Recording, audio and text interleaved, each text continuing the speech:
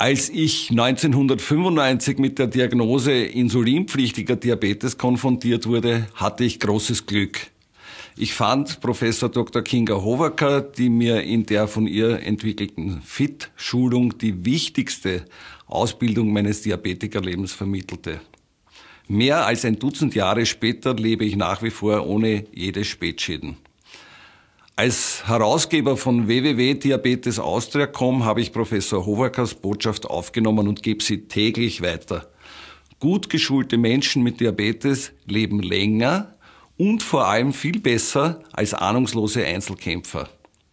Dieses aus der Arztpraxis entwickelte Buch ermöglicht wirklich jedem Patienten, Antworten auf seine persönlichen Fragen zu finden. In Kombination mit der praktischen Schulung ist es für mich ein Muss für den insulinpflichtigen Diabetespatienten.